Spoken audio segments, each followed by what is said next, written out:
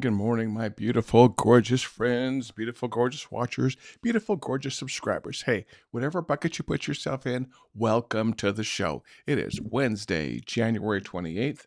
I am awake, I am alive, I am caffeinated, and that's a dangerous thing for everybody in the world. Hey, if you haven't done so, real quick, do me a favor. Hop over to YouTube and subscribe and hit that notification button if you would. Okay? Hey, that's all I got. I got subscribers. I'm trying to build my watcher base so I can bring more great things to you. Good morning. I hope that you have this in front of you right now. A good hot cup of coffee. Does it have some brandy in it? Does it have some whiskey in it? Mine doesn't. But if yours does, hey, no hate, no judge. You do you, boo. For you first time watchers, I am Patrick Allman. I run a marketing agency here in the US called the Stop Doing Nothing Media Agency. And the formal description is we help you get and nurture leads into your business. The informal description is we're just a freaking bunch of marketing nerds who love to play with tech tools and marketing tools to help our clients do things better. So you can go with the formal description or you can go with the informal description. It's completely up to you. I just really love what we do. And I emphasize the nerd and geeky part because that's what we're going to be sliding into a little bit today. We're going to be talking about some of the geeky, nerdy tools that we use. Now, I would love to hear what tools you are using in 2026. So drop a note in the comments, if you will, or text us 405 217 4752 and let me know what tools are you really geeking out on so far this year. Okay. And it may be tools from last year also. I mean, I say 2026 in the title, but let's be real. I just want to geek out on tools from any year, from any decade as to ones you're using, except for if it's an Atari 2600. If you're using an Atari 2600 in your marketing in 2026, give me your address because I'm going to beat you down and clip you at the knees. Okay. Why do I bring up an Atari 2600? Because I spent so much of my life in front of that thing. An Atari 2600, and then the other Atari had it was like a pail box, and you flipped it up and you put cartridges inside of it. I can't remember what that was, but Coleco, all those games when I was a kid, I spent my time in all of those. Now, why does it matter? Why does today's topics matter? Because this is why we are getting bombarded. Okay.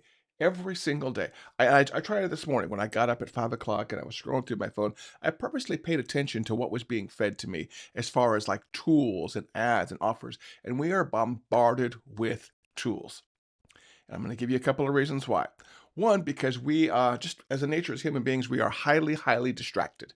Okay, we love ads. We don't think we love ads, but we really click on and we love those things.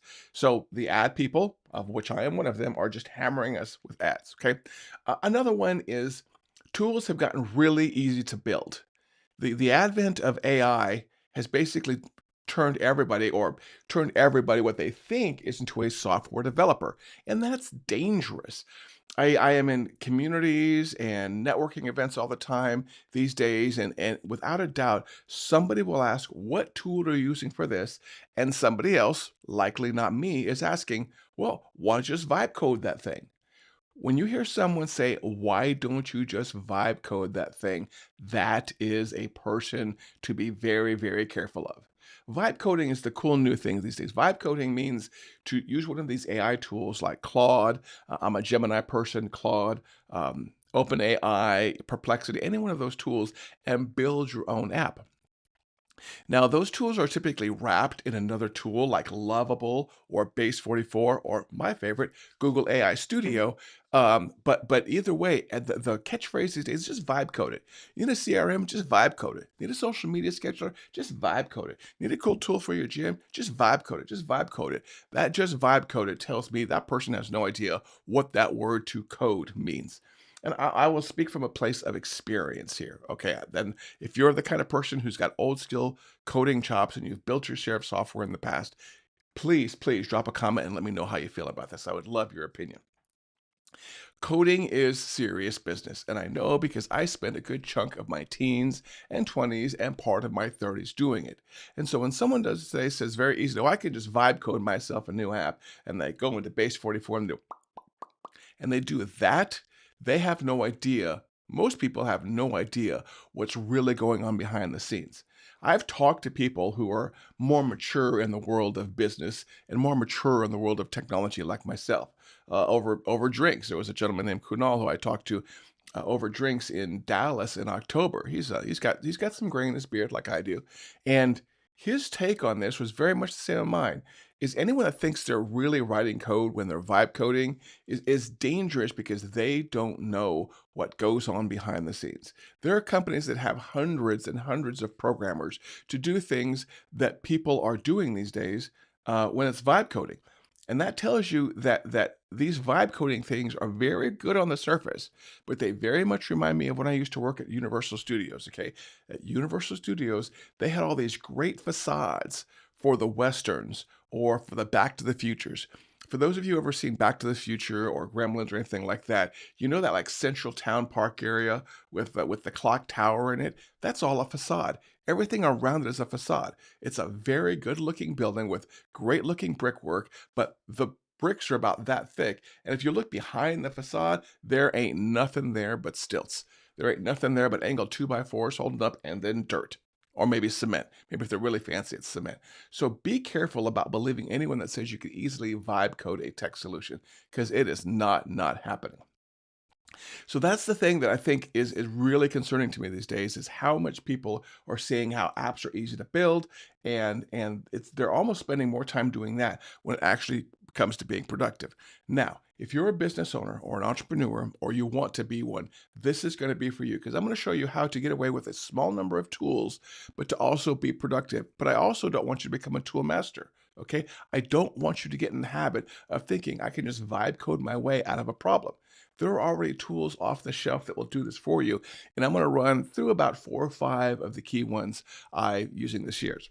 Now, just so you know, I am not what's the word? Not guilty. I am not I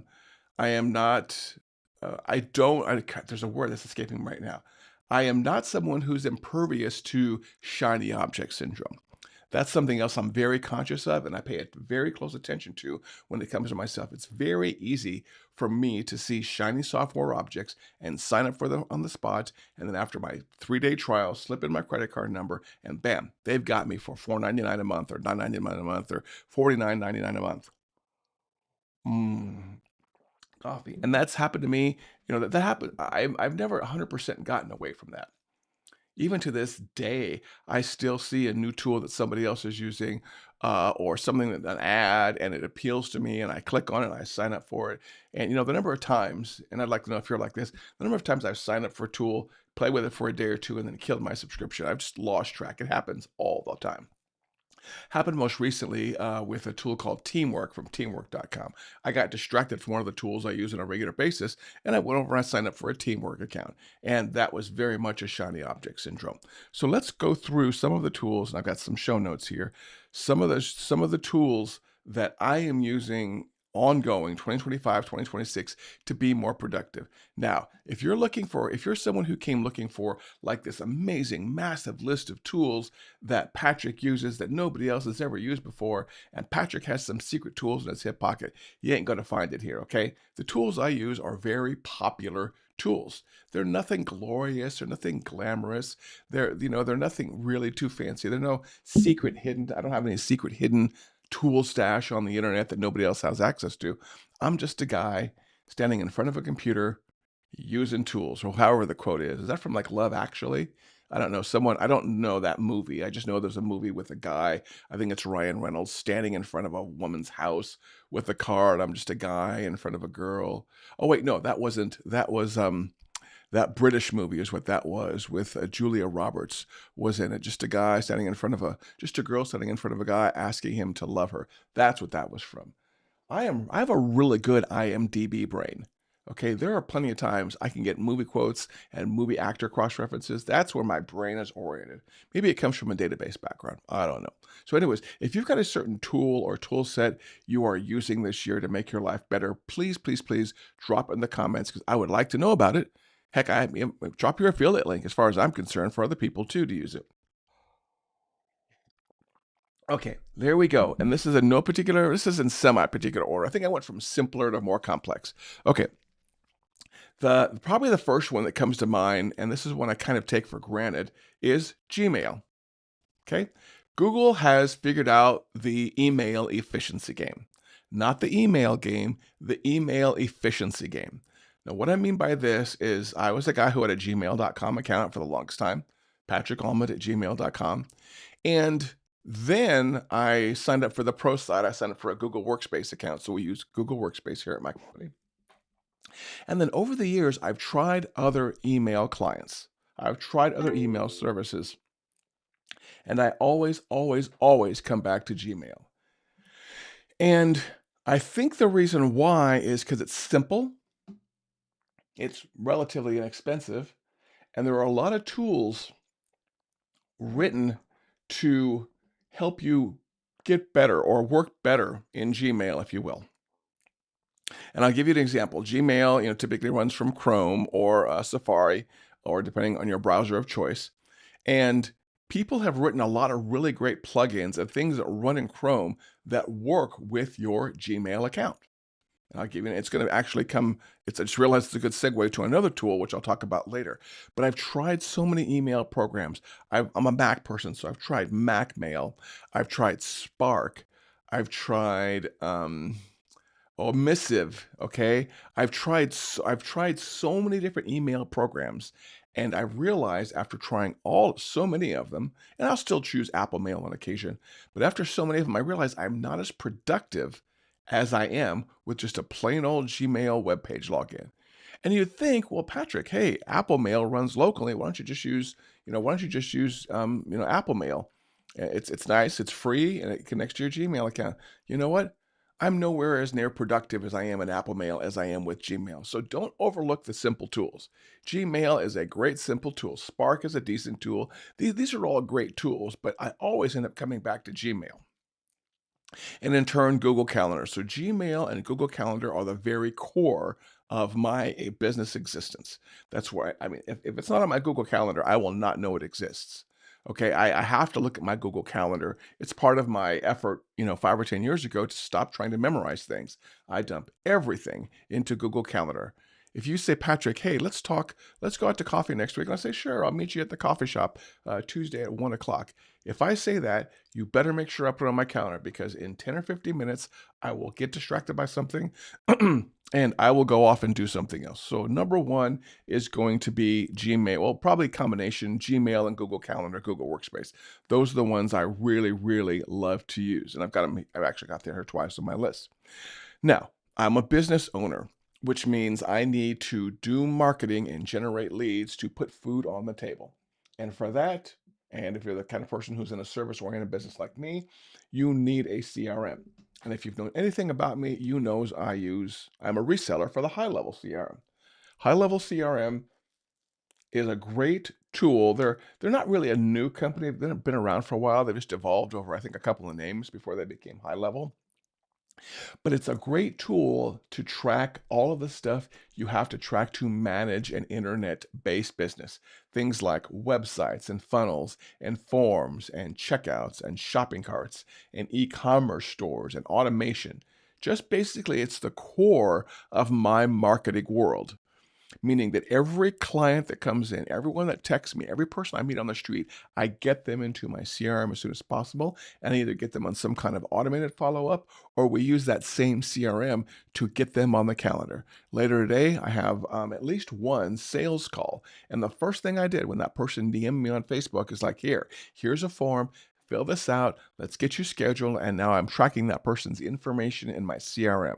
I'm using my CRM to research their background, to research their website, and to send them meeting reminders. It's happening automatically, okay? Marketing automation is probably one of my favorite topics, and high-level CRM excels in that situation, but that's one of the tools that I use all the time on mobile and on desktop. And if you're in one of my high-level buddies, make sure you drop a comment right there. And if you're somebody who uses some of these other tools and you're not entirely happy about them, feel free to message me sometime or text me, and I will see if I can help you.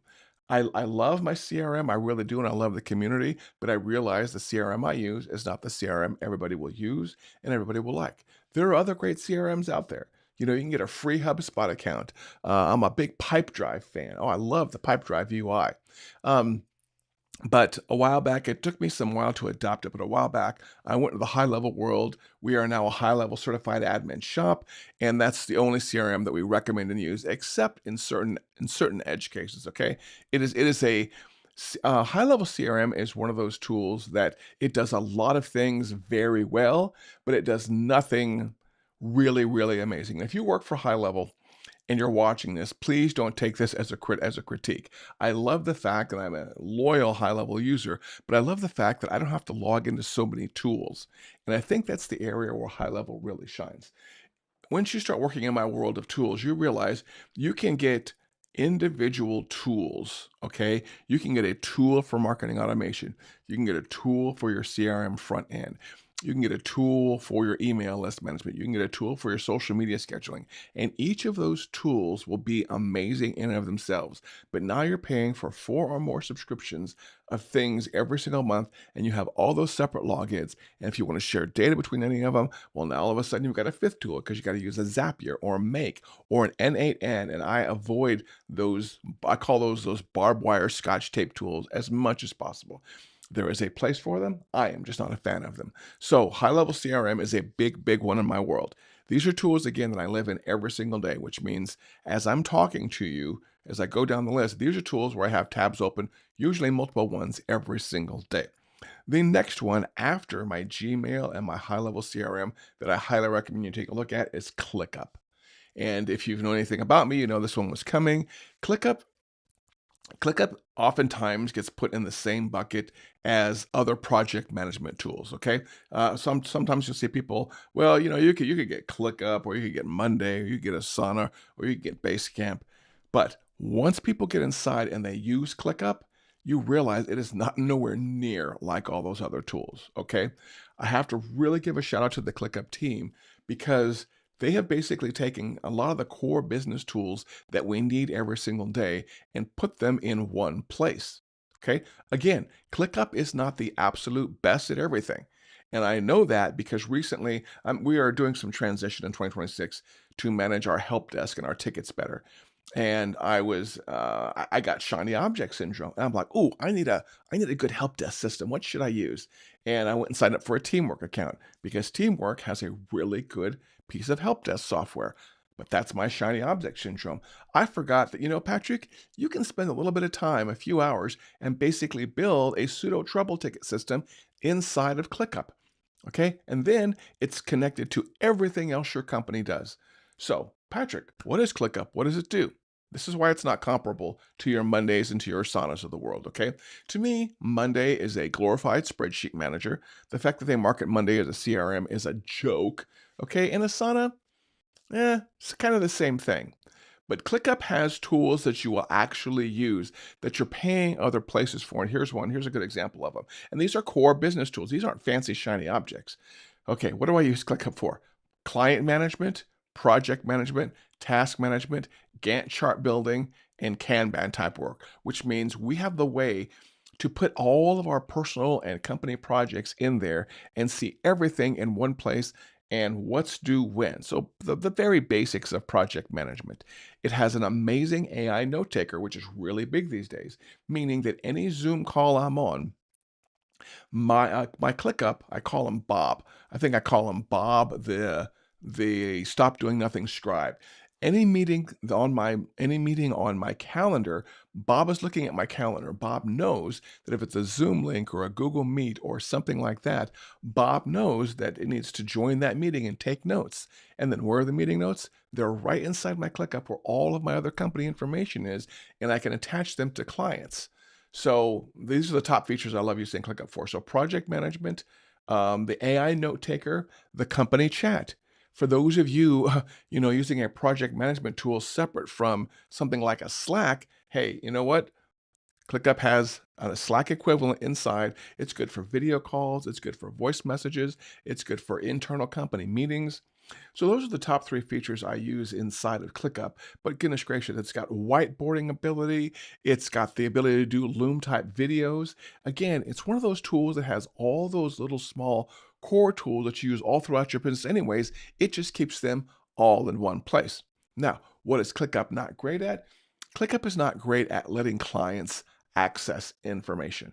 And that's something that's a constant challenge, but the pros outweigh the cons for me for ClickUp. So we live and breathe in ClickUp. And again, the three things I drop on my computer in the morning are Gmail, ClickUp, and I already forgot the other one. Gmail, ClickUp, and oh, my high level CRM. So my ClickUp software is always running, Gmail's always open up a tab, and the high level CRM is always opened up in a tab. Those are first three things. Everything else that I'm talking to you about is optional. These three are not optional. Next up, now let's dabble over in the world of AI. I love this topic because so many people have shiny object syndrome. And for those of you that installed or used Claudebot, guess what? You got bit in the ass. That was a bad, bad idea. Okay. That's why you don't install the latest, greatest shiny things and give it access to every single piece of data on your computer. Goodness, goodness, gracious. If you haven't, if you're in the world of AI and you haven't looked what happened up with the world of Claude and the Claude scenario, please go check that out. I can't believe that people were installing that and got bit so fast. Now, Claude has renamed itself and it's under another name now. And I hear it's more secure and whatever the security fault was got taken, got fixed up, but millions of dollars were lost in the process. And that's how fast technology runs this world. Okay. So in the world of AI, here are the top AI tools I'm using. Number one, if you've done any kind of consulting with me or you've watched any of my previous shows, you know in the world of AI, I committed to Google. Okay, so I had an OpenAI subscription. I've dabbled in Claude. I've used Perplexity. I've used some other ones. I've used OpenAI. I've had a paid subscription to OpenAI.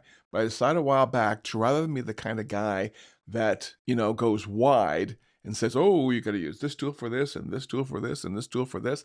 I'm the kind of guy that decide to go deep. Okay, so what I'm doing is I'm looking at just Google AI tools these days, and I'm getting better at just those, and it's really paying off.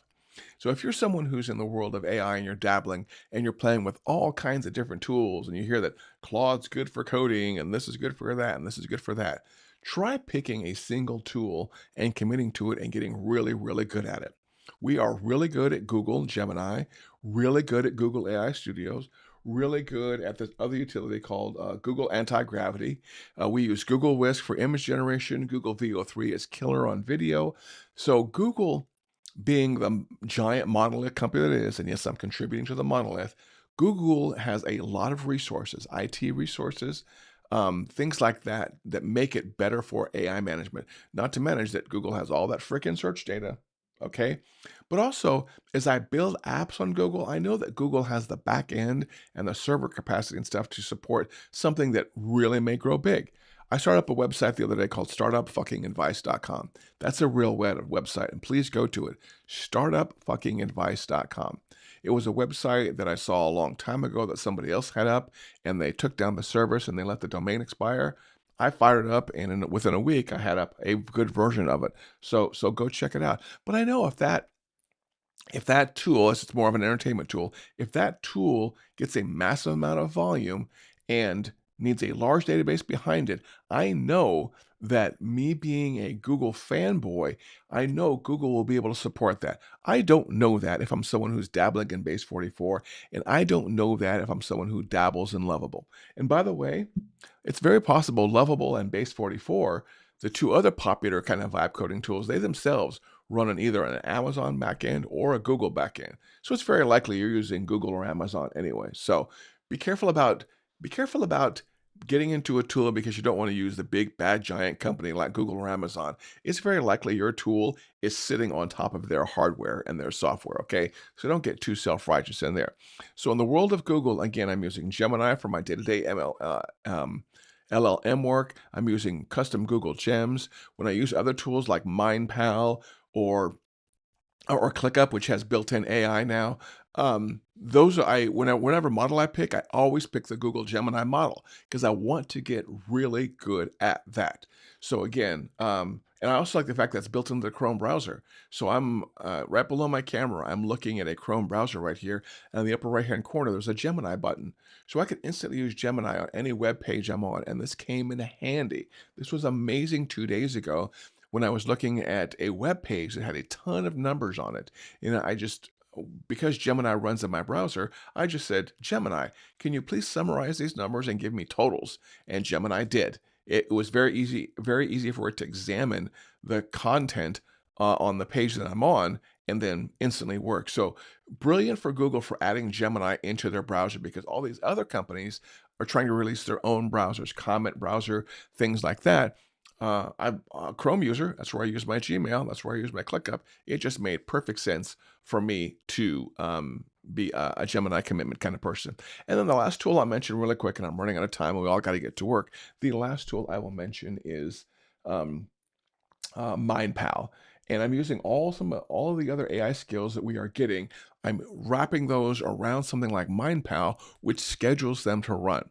So it's one thing if you're someone who's dabbling in the world of AI, it's one thing to hop into an LLM and ask it questions. Okay, that's what 80% of the world thinks, probably even 90% of the world thinks AI is right now. Is I can hop into I can hop into uh, ChatGPT and ask it to summarize this or where this is or to research these products. That's where most people are using it. But what you can really do with AI when you really start to see the power of it is when you build things to run independently of your interaction. Meaning, I can use MindPal to schedule something to run at 2 o'clock in the morning, or 24 hours a day every hourly, or once a day on Mondays at 9 o'clock in the morning. Okay, so MindPal will get more into later. I'm dabbling more with the AI now over in ClickUp to see if I can do what MindPal does, but we're not quite there yet. So, as we wrap up the show, thank you for watching.